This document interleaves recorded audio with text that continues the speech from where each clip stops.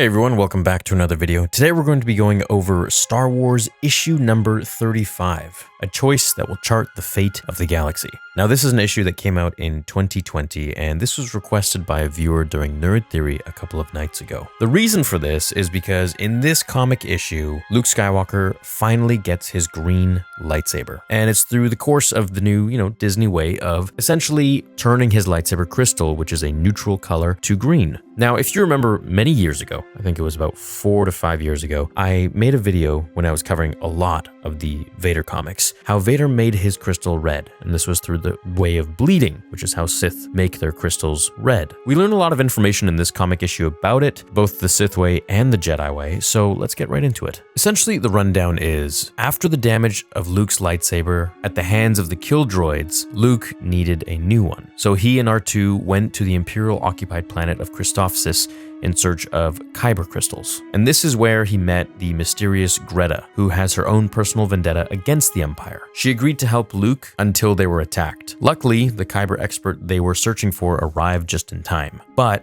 he wants Luke's lightsaber. As we land on Christophsis, we see Luke standing before someone mysterious. "You want me to give you my lightsaber? Why?" The mysterious kyber crystal collector holds one up to Luke as he says, "Yeah, you're right. I guess I was a little blunt. I'll tell him.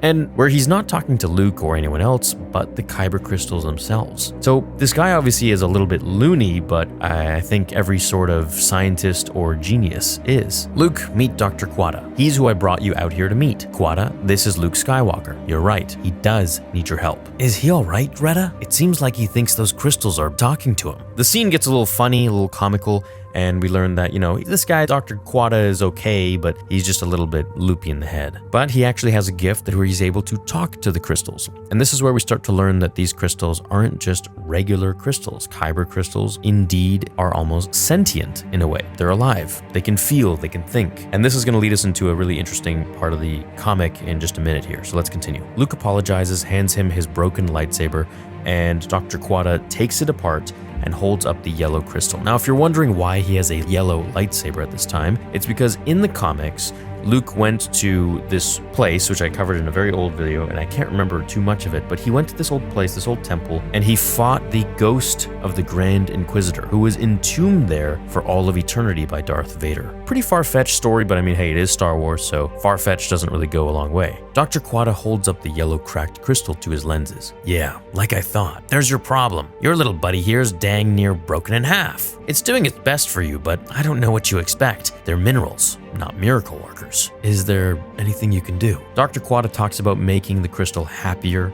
and talks to it a little bit. The crystal tells Dr. Quada that Luke is having a bit of a trouble with the Force at this time. One thing I want to highlight here is that Dr. Quada is talking about the intricacies of the lightsaber, that it's very difficult to create one, put one together, and Luke mentions and rather admits that he didn't have much time as a Jedi to learn anything else other than the essentials, by saying, "I had a lot to learn and not much time." Dr. Quada talks about the crystal and the lightsaber, saying that it's kind of weird. "It makes me think that it was originally an old temple guard saber, but these innards, did you build this, Luke?" Luke says, "No, I found it in a ruined Jedi temple, but I've worked on it some, so has my R2 unit." This part took me back a little bit because I had this book a long time ago, it must have been over 20 years ago, where it went over the lightsaber from episode 1, I believe it was Qui-Gon's, in a visual dictionary, and it went over all the different knobs and pieces. And this is where we get that bit of information here as well. A lightsaber has 5 main parts: the power cell, the casing, the focusing lens,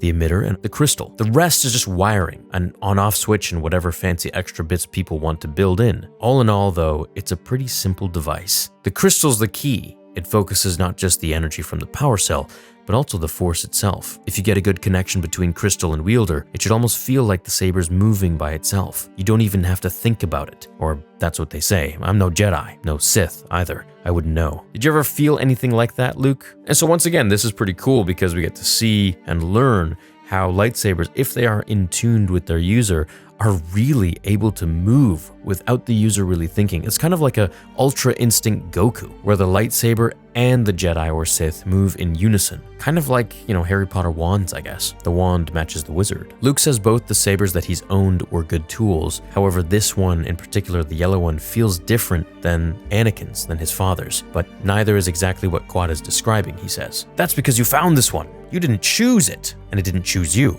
Guessing the other one was something similar. Luke says it was a gift. It belonged to my father. He was a great Jedi once. There you go, that's better, but not quite there either. So Dr. Quada says that he's going to fix the yellow crystal, but he has a favor for Luke first. And he wants him to turn this red crystal into a different color by purifying it. And he says that he's wanted to do this, however, he can't because he's not a Jedi and he does not have the Force. But there's supposedly a way to pull the dark side out of red crystals. I've never seen it done, and it requires the Force. That's why I want you to do it. It'll be fascinating to observe, a huge boon to my research. I want to help, but I've never even heard of that. I wouldn't know where to begin. So a bit of a history lesson here. When George owned Star Wars, the Legend's way of turning a Sith crystal or a crystal red was actually through synthetic means. So the crystal itself was synthetic, and the user, the Sith, the dark side user, would put it in a furnace and pour their hatred into it for days on end. And when it's done,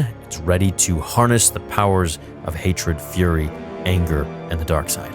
But now the new way, of course, is to pour all of your hatred into the crystal, and it basically just suffers and it bleeds and turns red. And the inverse of that is to purify it, which is what Ahsoka did with the Inquisitor's lightsaber crystals in the Ahsoka novel, which I'm hoping we're going to see in the Ahsoka show. This is where she actually purified them by relieving them of their pain, and we're going to learn about that in just a minute here. This is why her sabers are white. Greta says that her people would purify crystals all the time in the days of the Sith, but she can't do it. This is the cool part. In order to turn ordinary kyber crystals must be bled.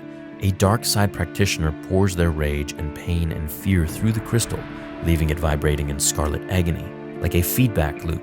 I see. To heal it, you do the opposite. Use the light side and your own joy, and hope to create resonance to offset the pain created by the bleeding. It's not a battle. It's a soothing, a calming, a healing.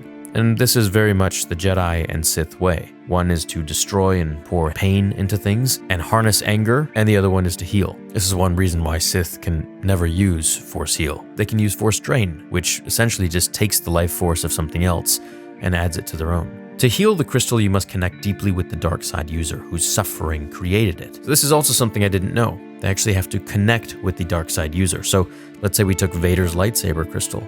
I'm sure Luke could really purify that one. It sounds painful. I've never done anything like this before, but I'll try. So Luke takes this red kyber crystal and is teleported into this place where I guess the crystal has some sort of memory. We see some creepy Sith-looking palace or tomb where there are a whole bunch of delegates, and these guys are wearing hats much like Sim Salu, which this was, one of the dudes in Palpatine's crew of Confidants from the original trilogy. There are a bunch of weird hat-wearing guys. Anyways, this lady who seems to be the empress of all of these Sith cultists, I assume, notices that Luke has appeared there. Be welcome. Approach and tell me your name. I would know how and why you have entered my hall. I meditated on a red kyber crystal. I was trying to heal it, but I wasn't expecting anything like this. I was told, you were told you would find pain and rage and fear and suffering and sorrow. You came here to heal me, but what if I do not want to be healed?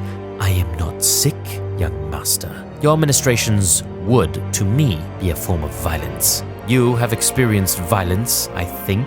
You have experienced pain. What? Says Luke. We can use it together. No, And at this point, Luke is transported to what looks like Mustafar and Vader's castle. And this is kind of the same sort of look that we saw in the Vader comics with Darth Momin, when Vader went into what I thought was a sort of time in between the world between worlds, where he is looking back on everything that transpired during his life, however then was attacked by the entire Jedi Council in some weird, creepy way. And then Padme showed up and she threw herself off the balcony. It was really quite horrifying. Now, we know this person here is Luke because we can see that his arm is the only piece that is not belonging to him, which has been cut off by his father, as this takes place after the Empire Strikes Back. As he sees his father, he is surprised and something purifies in his hand. Ah, Luke, are you all right? What happened? Yes, exactly. What happened? Tell me what you saw. I think I saw my father, the great Jedi. What would a great Jedi be doing inside a red kyber crystal? So Luke clearly failed that attempt. However, then the doctor gives him something less traumatic and gives him a clear kyber crystal. He says it's a raw, young kyber crystal, only 1 million or so years old, and it's kind of chatty. So this guy's full on having conversations with kyber crystals, and it's kind of interesting to see that they're actually alive and talk, I guess through the Force. The doctor tells Luke to just connect with it and see what happens. What will I see? You will see either what it wishes to show you or whatever you bring with you. So this process is much like the cave on Dagobah. And so Luke sits and meditates and says, fine, it can't be worse than the red one. But the Force is feeling a little wobbly again. Not sure I'll be able to do much. Don't worry, Luke. My little friends will keep me updated on what's going on with the Force. If it starts to recede, we'll pull you right out. Here we go again. And this is where the comic gets pretty trippy. Master Yoda, are you really here? Here I am, Luke. Where else should I be? This isn't real. None of this is real. But I'm going to ask another question anyway. Where have you been? I reached out to you with the Force so many times. You never answered. I've been trying so hard to learn everything I need to know on my own. I've been hurt, so hurt, and it's also confusing. Why couldn't you just help me? All Jedi must walk their own path. Know this, you do, or return to me, you would have. You did not wish to speak to me, Luke, and so you did not. A great decision lies before you. It has nothing to do with the Force or being a Jedi. About yourself, this decision will be until you make it a Jedi. You cannot be. And so we see that Luke is in a complete trance, and it's kind of like Elle in Stranger Things when nobody else from the outside can reach her because she's full on in another dimension. And what I think about this is that Luke actually visited the Force Ghost Realm, which is pretty remarkable because we haven't seen anything like that yet. And I always wondered, what is that place? Because it must exist. This is hopeless. You say so much, but you never tell me anything. I don't have time for this. I'll learn what I need to from the Jedi text I found. Found one of the sacred texts you did. Well done, my student. I sure did, and I did it without your help. I'll be fine. I appreciate everything you've taught me, but I'm going to leave now. Goodbye, Master Yoda. As you wish, Luke. What am I saying? What am I doing? Saying goodbye to a figment of my imagination? Time to get out of here. Get my saber and go home. Okay, I'm ready to go now. Leave? Said you would, yet here you remain. Perhaps your Jedi text includes a chapter about graceful exits, I'm trying. I don't know what's wrong. And on the outside, Luke is still completely in a trance. The Force, it's pulled back from me. It's been doing this lately. I don't know where it goes. I don't know what to do.